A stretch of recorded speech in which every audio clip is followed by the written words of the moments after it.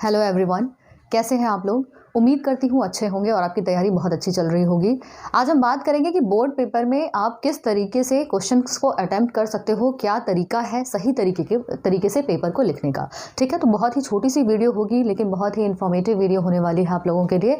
तो चलिए शुरुआत करते हैं। कुछ पॉइंट्स हैं जो कि मैं यहाँ पर डिस्कस करूँगी।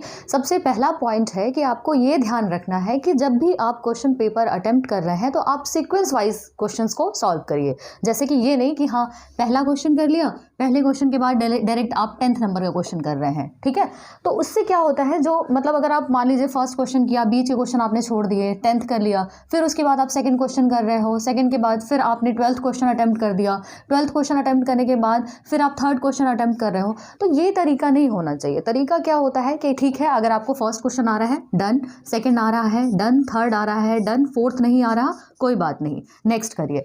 ठीक है, तो इस तरीके से क्वेश्चंस को अटेम्प्ट करिए। जो चीज़ें नहीं आती हैं उसको आप लास्ट में अटेम्प्ट करिए। ठीक है, क्लियर है बात। रैंडमली क्वेश्चन पिक करने का कोई मतलब नहीं है, सिक्वेंशियली क्वेश्चन को सॉल्व करने की कोशिश कीजिए। ठीक है, इससे होता क्या है कि जो कॉपी चेक करता है ना उसके लिए थोड़ा ईजी हो जाता है, क्योंकि टाइम देखिए लिमिटेड होता है, उनके लिए भी बर्डन होता है सिर पे कि हाँ चलो कॉपी चेक करनी है, तो थोड़ा तरीके से होता है। तो क्या होता है कि कॉपी चेक करने वाले के लिए भी इजी होता है और मार्क्स भी ऑटोमेटिकली फिर बढ़ जाएंगे। ठीक है, बढ़ने का मतलब ये है कि अगर उनको तरीके से दिखाई देगा, बहुत ज़्यादा उनको दिमाग नहीं लगाना पड़ेगा, तो ऑब्वियस सी बात है मार्क्स भी सही मिल जाते हैं और ये फैक्ट है। सेकेंड पॉइंट की बात करते हैं, राइट योर आंसर नीटली। बहुत ही क्लीन तरीके से आपको लिखना पड़ेगा पेपर में। होता क्या है कि ठीक है, बहुत खूबसूरत राइटिंग लिखने की ज़रूरत नहीं है, मतलब ये नहीं कि बहुत सुंदर राइटिंग है तो बहुत एक एक करके ऐसे करके लिखना है ना। वैसे करने से क्या होगा, अगर मान लीजिए ठीक है बहुत लोगों की राइटिंग बहुत सुंदर होती है लेकिन कुछ लोगों की राइटिंग बहुत, मतलब कुछ लोगों की नहीं, ज़्यादातर लोगों की राइटिंग अच्छी नहीं होती है। तो ये नहीं है कि हाँ उसको बस बना के लिखता है, हाँ कि ये ए है तो ये ए ऐसे ही होना चाहिए, ये बी है तो ये बी ऐसे होना चाहिए, ऐसे नहीं। लेकिन हाँ अगर आप कोई भी वर्ड लिख रहे हो तो एटलीस्ट इस तरीके से आप लिखो कि पढ़ने वाले को समझ में आ जाए। ठीक है, उसको रीड आराम से हम कर सके, उसको समझ सके, तो इस तरीके से आपको क्वेश्चन पेपर में लिखना है। ये नहीं कि हाँ बस राइटिंग बनाने लगे, राइटिंग बनाने के चक्कर में पढ़ोगे ना तो पूरा का पूरा पेपर भी छूट जाएगा। ठीक है, तो राइटिंग से ज़्यादा इंपॉर्टेंट चीज़ क्या है कि आपको साफ साफ लिखना है। नेक्स्ट पॉइंट की बात करें तो जो भी आपका आंसर आ रहा है, जैसे मैथमेटिक है या फिर कोई ऐसा फिज़िक्स का कोई न्यूमेरिकल आया है, ठीक है, जो फाइनल आंसर है या फाइनल कंक्लूजन जो होगा आप उसको हाईलाइट कर दीजिए। हाईलाइट करने से पता चलता है कि चलिए ठीक है ये चीज़ आपने प्रूफ कर दी है और ये इसका फाइनल आंसर है। ठीक है, तो बीच में आपने मतलब कहीं अगर एक छोटा सा पॉइंट है, अगर आपने फाइनल आंसर को हाईलाइट कर दिया है ना तो बीच में अगर छोटी मोटी गलतियां हैं तो वो भी क्या हो जाती है, हाइड हो जाती है। मैं ये चीज़ नहीं कह रही कि बीच में आप कुछ भी लिख के आ जाओ, लेकिन फाइनल आंसर को हाईलाइट आप ज़रूर कर देना। ठीक है, जो भी आपका आंसर आ रहा है उसको हाईलाइट करना मत भूलिए, थोड़ा सा सुंदर भी लगता है देखने में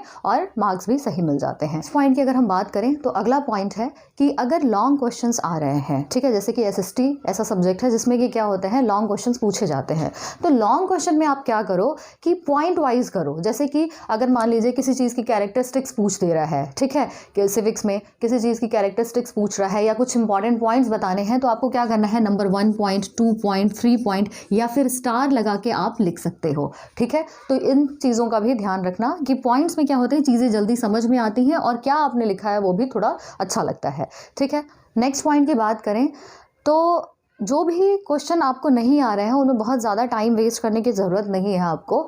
अगर क्वेश्चन नहीं आ रहा है, ठीक है, आप 1 मिनट का टाइम लीजिए उसको सोचने के लिए। अगर आपको लग रहा है कि आप क्वेश्चन को लिख सकते हो, सॉल्व कर सकते हो, देन गो फॉर इट। अगर नहीं समझ में आ रहा है तो उसमें बहुत ज़्यादा टाइम बर्बाद करने की ज़रूरत नहीं है। ये नहीं कि हाँ 10 मिनट, 15 मिनट, 20 मिनट एक क्वेश्चन के पीछे आप लगे रहे और बाद में उसका आंसर भी नहीं आ रहा है, तो टाइम वेस्ट करने की ज़रूरत नहीं है। जो क्वेश्चन आ रहे हैं फिर धीरे धीरे आप उसको करते जाओ। ठीक है, और नेक्स्ट और जो सबसे इंपॉर्टेंट पॉइंट है वो आपको ये ध्यान रखना है कि लास्ट के 10 to 15 मिनट्स आपको रिविजन के लिए रखने हैं। रिविजन क्या करना है, जो आपने लिखा है, जैसे मैथ्स हो गया या फिर फिजिक्स के क्वेश्चन, न्यूमेरिकल्स हो गए, तो उनमें आपको क्या करना है कि कुछ चीज़ों, मतलब जैसे कि आपने कहीं कोई कैलकुलेशन में कोई मिस्टेक तो नहीं की है, ठीक है, कोई ऐसी चीज़ तो नहीं है कि जो आप लिखना भूल गए हैं, ठीक है, या फिर आप एक बार अपने क्वेश्चन पेपर को देखिए, कहीं ऐसा तो नहीं है कोई चीज़ आती हुई आपकी छूट रही है। तो इन सब चीज़ों के लिए आप 10 to 15 मिनट्स एटलीस्ट आप लास्ट में निकाल के रखिए कि 10 से 15 मिनट में एटलीस्ट 10 मिनट्स तो आपके पास होने चाहिए कि 10 मिनट में आप पूरा पेपर देख सको और अपनी कॉपी को देख सको कि हाँ आपने कुछ गलत तो नहीं किया है, कुछ छूटा तो नहीं है। ठीक है, तो आई होप आज का जो सेशन है आपको इसमें कुछ पॉइंट्स अच्छे लगे होंगे जो कि आपके फाइनल एग्ज़ाम के लिए ज़रूरी हैं और आप बोर्ड में बहुत अच्छा कर सकते हो इससे। ठीक है, thank you so much for watching.